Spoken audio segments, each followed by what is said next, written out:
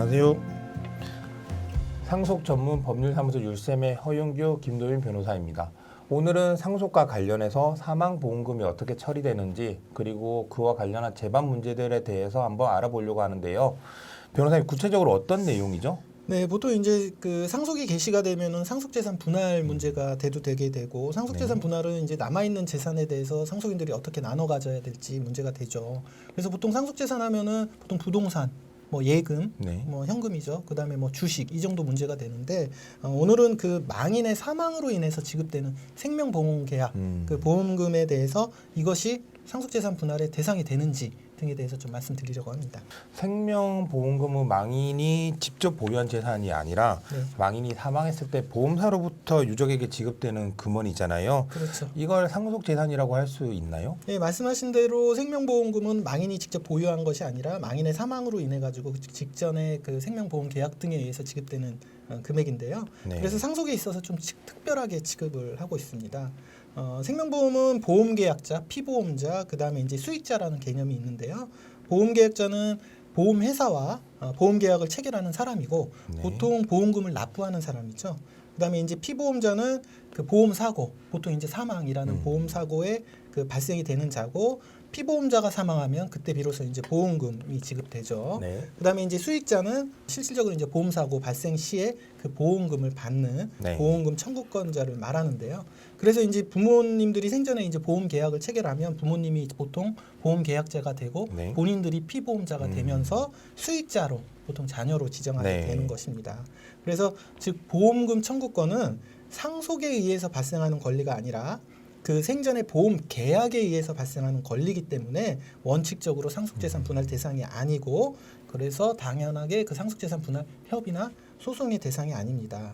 그래서 보통 이제 피상속인이 보험 계약을 체결할 때 그 보험 수익자로 보통 자녀를 지정하지만 예외적으로 본인을 또 수익자로 지정하는 예외적인 경우가 있습니다. 그런 경우에는 이제 상속재산이 들어가고 그런 경우가 아닌 한에는 보험금 청구권은 보통 이제 상속에 의한 권리가 아니라 상속인 고유의 권리라고 이야기를 하고 있죠. 상속재산이 아닌 상속인의 고유의 권리다. 네, 그렇습니다. 그러면 상속재산이 아닌 이 보험금에 대해서도 상속세가 부과가 되나요? 일단 상속재산은 아니지만 그 보험금 취득으로 인해서 수익자인 상속인이 얻는 그 경제적 혜택은 상속재산과 다르지 않다라는 취지에서 상속재산은 아니지만 우리 상속세법에서는 상속세를 부과를 하고 있습니다. 그래서 이제 상증세법 제8조에서는 망인이 이제 보험계약자인 보험계약하고 보험계약자가 망인이 아니어도 망인이 실질적으로 보험료를 납부한 경우에는 상속세를 부과하고 있습니다. 그럼 이런 경우도 많이 궁금해하실 것 같은데요. 만약 망인이 사망 당시에 재산보다 빚이 더 많았다. 그러면 보통 이제 상속 포기를 하잖아요. 그렇습니다. 상속 포기를 하면 상속인이 아니게 되는데 그래도 사망 보험금을 받을 수가 있나요? 결론적으로 말씀드리면은 아까 말씀드렸다시피 보험금은 상속 재산이 아닙니다. 그러니까 당연하게 상속 포기를 해도 상속 재산에 대한 권리를 포기하는 것이지 그 보험 계약에 의한 그 보험금 청구권을 포기하는 것이 아니기 때문에 가정법원에 상속 포기를 하더라도 그 상속 포기자도 그 보험금을 청구하는데 아무런 문제가 되지 않겠죠. 이렇게 그러면 상속 포기자가 보험금을 선행할 수 있다고 하면 상속세는 내야 되는 거겠죠? 그렇습니다. 그 아까 말씀드렸다시피 상속세를 낸다고 상증세법에 규정이 되어 있고요. 그리고 상속 포기자도 사실은 상속 포기는 했지만은 그 보험금 수령권을 취득을 했고 그 보험금 수령에 대해서도 상속세를 내야 되기 때문에 비록 상속 포기를 했어도 그 상속세를 내게 돼 있죠. 다만 그 상속세를 내는 사람들은 공동상속인 거기에 이제 보험금을 받은 사람까지 함께해서 상속세를 부과하게 되는데 그들 간에는 연대 의무가 있습니다. 연대 책임이 있습니다. 그래서 국세청 입장에서는 상속인들과 그 보험금 수령권자 전체에 대해서 그 상속 그 세를 연대 의무로서 추징을 할 수가 있고요. 다만 그들 간의 분배 문제는 그들이 받은 재산의 한도 내에서 연대 채무고 그 비율도 받은 비율대로 이렇게 책임을 지게 돼 있습니다.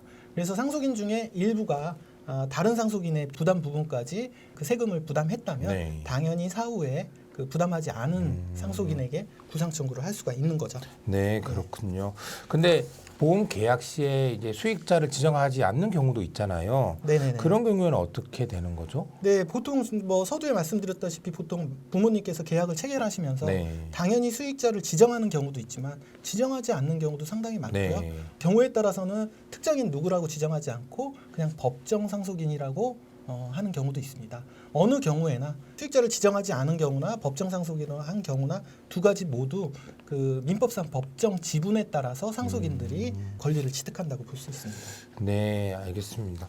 그럼 마지막으로 이제 이런 생명보험금과 관련해서 네. 혹시 뭐 구독자분들이 아셔야 될 사항이 있을까요? 네, 일단 이제 비록 생명보험금이 상속인 간 그 분할 협의의 대상인 상속재산이 아니고 그것이 상속인 고유의 권리에 의한 취득인 거라고 해석한다 하더라도 그것은 일단 그 증여적 성격이 있는 것으로 봐서 네. 이른바 특별 수익으로서는 고려가 됩니다.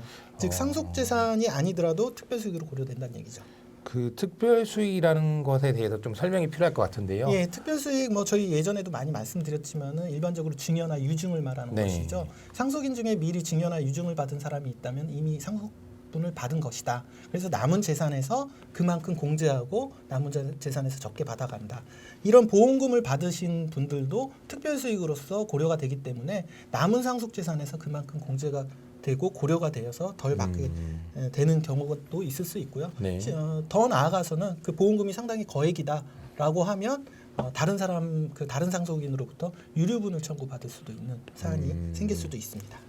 네, 변호사님 좋은 말씀해 주셨는데요. 정리하자면 보험금을 받은 상속인이 있는 경우에 그 보험금은 특별 수익으로 인정이 되고 뭐 상속분을 미리 받은 것으로 봐서 상속재산 분할이나 유류분에서 이게 고려가 된다는 말씀이시네요. 그렇습니다. 네, 오늘 상속과 사망보험금에 대해서 전체적으로 정리하는 시간을 가져봤는데요. 혹 이와 관련해서 궁금한 점 있으시거나 법적 도움이 필요하시면 언제든 상속 전문 법률사무소 율쌤을 찾아주시기 바랍니다. 감사합니다.